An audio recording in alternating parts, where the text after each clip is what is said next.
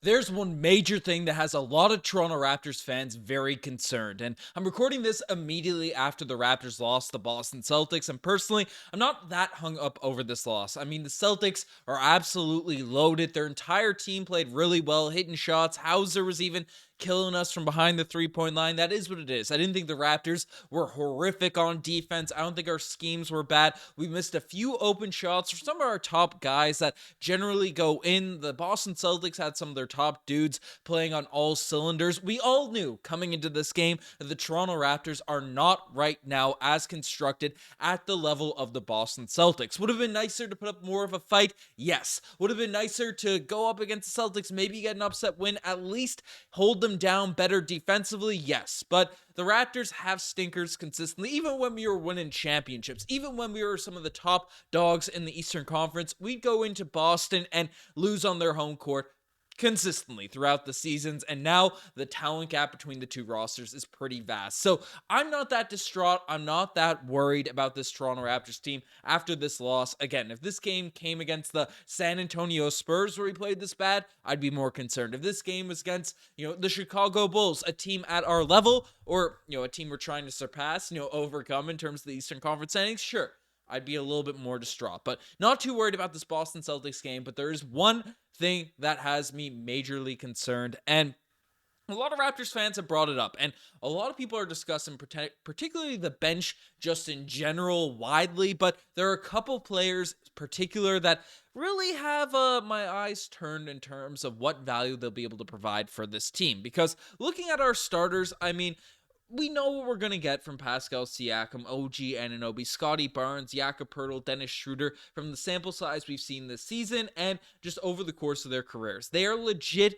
NBA guys, regardless if you're fans of one, fans of the other, think we should trade Siakam, think Barnes is overhyped. Whatever your take is, those players are legit. They're legit starters on this Toronto Raptors team. They should be starters on good teams, you know what I mean? Regardless of how you want to debate about 1A, 1B. That's not my worries. Yes, Poeltl missed some layups. OG missed some layups. Scotty Barnes didn't seem as locked in this one as he usually is. Not too worried about that. But the bench in particular has been a major concern for the Toronto Raptors because there is certainly some talent off the Toronto Raptors bench. Without a doubt, some players that are very good. And Otto Porter Jr. is another guy that I would lump into with the starting group. Even though his numbers aren't that great, I just like what he provides out there for this team and things along those lines. But the depth in terms of, one, how we're constructed, and two, how our bench players are actually performing their roles are serious concerns. And he's in the thumbnail. He's the guy that sort of directed a lot of criticism has been thrown his ways. And it's been a split in terms of how Raptors fans have felt about this guy, and it's Grady Dick. Because Grady Dick is a guy that's a rookie. He was a lottery pick for the Toronto Raptors, and is a player that we like to see be in the rotation for this team. Just based off of development, based off of his potential, and flashes that we've seen of his three-point shooting ability, of his other little things he does out there on the court, because he's a cutter. He can drive a little bit. Sure, he's not going to be known as a slasher. He's not going to be dunking on people left, right, and center, but he looks to be, to me, at least from what we've seen from the eye test, to be more than just a three-point shooter. However, currently, while he's doing those little things, he hasn't been a three-point shooter this season. In tonight's game, it was very just clear, evident, wasn't taking the shots that ideally you'd want shooters to take, missed two completely open ones as well, knocking, Grady Dick needs to make his open corner threes.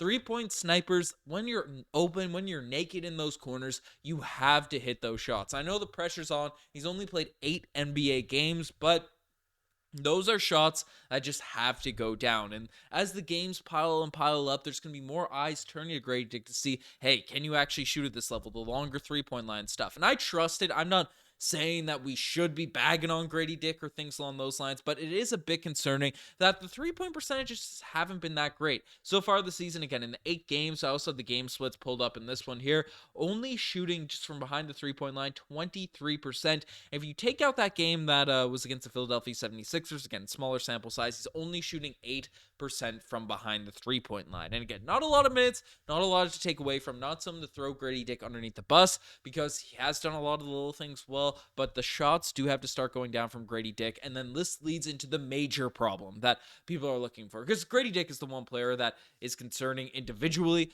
but the Raptors just haven't been able to get that scoring production off the bench. Now, in this one, to be fair, against the Boston Celtics, Gary Trent Jr. was out with injury, and he is a guy that put in some numbers in at least the Raptors' last game against the Dallas Mavericks. Certainly has been having a down year for this Toronto Raptors team, but at least in the last one, put up some numbers. We got a big win against Dallas. But the Toronto Raptors, again, off the bench, our scoring just has been a serious issue all season. I mean, one acquisition that was huge coming in this year, a guy that was expected to get a lot of minutes, was getting minutes in preseason, but wasn't able to show out. But a 3-and-D guy that plays defense and is all that, just looks like a shell of what we was with the Charlotte Hornets, especially. But Jalen McDaniels, again, 9 minutes, 0 points, and 0 of 2 from the field, just doing nothing out there, having no real impact out there on the floor. I mean, at least a guy that's as athletic, as known as an all-ball defender, Jalen McDaniels should be at least being a pest out there on the defensive end, at least taking some more shots, having an impact. And we've seen games over the course of the season where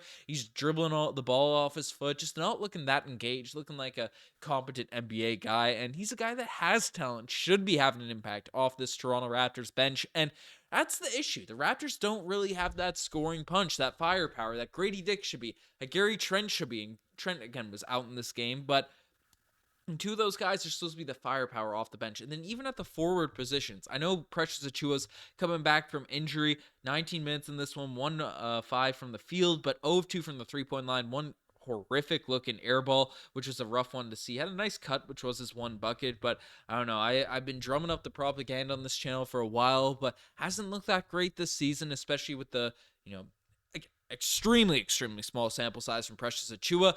But with Chris Boucher's minutes sort of being coming and going and all these types of things, Precious, we'll see how he ends up being integrated into this team as he gets more and more healthy. And Chris Boucher had a solid game in his last one, talked about the minutes, but, knocked down a couple threes in this game, which is good to see, but not a huge impact from any of these dudes. And, Boucher, Thaddeus only played 4 minutes, but Flynn also had a solid game in this one. He's bouncing back a little bit. I won't criticize Flynn, but for a lot of this game, for a lot of the minutes he was out there on the court, didn't do a whole lot. A lot of his threes, a lot of his points came when this game was already sort of a complete mess, and that's better than nothing. I mean, 12 points from Malachi Flynn, no assists in this one, but 5-7, knocking down his threes. It's better than the other stat lines that was put up from the bench, but would have been ideal to happen at a more timely moment during the game when the Celtics were going on those runs, where the Celtics really ended up stepping on our throats and crushing our spirits in this game. But the bench is a serious concern from the Toronto Raptors. Again, even the bench played well. We weren't winning this game because no one really had it going.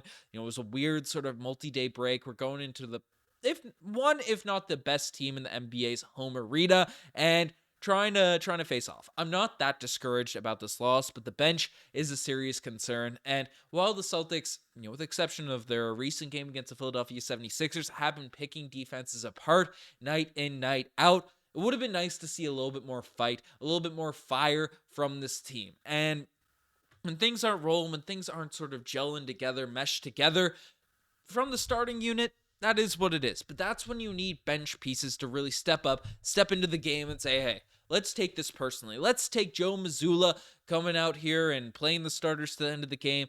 I guess you can't do that while the game's still in reach and stuff like that. But let's play with some passion, play with some pride. And I like what Darko Rajovic did at the end, going at Joe Mazzulla for calling that coach's challenge timeout and all that type of stuff. But if the bench isn't going to be scoring, because, again, guys like even Chris Boucher, Precious Achiuwa, these dudes, Jalen McDaniels, off the bench, they aren't expected to be scored. Even though they are, but it's not their sort of bread and butter. It's not their niche, at least coming into the league. Chris Boucher was a defensive player of the year in the G League. Precious Achiuwa is an athlete that is developing his offensive game, but is supposed to be a high-motor, elite defender for this Toronto Raptors squad. I mean, if they're not getting buckets, if they're not capable of scoring, then at least change the game defensively. At least come out there and show some pride, show some energy, and not let it get to the point where we look embarrassed, where the Celtics are throwing alley-oops, throwing all these fancy plays that really are just demoralizing down at the end of the game. Show some pride, do something if you're coming off the bench with the Toronto Raptors there. And I don't want to scapegoat the bench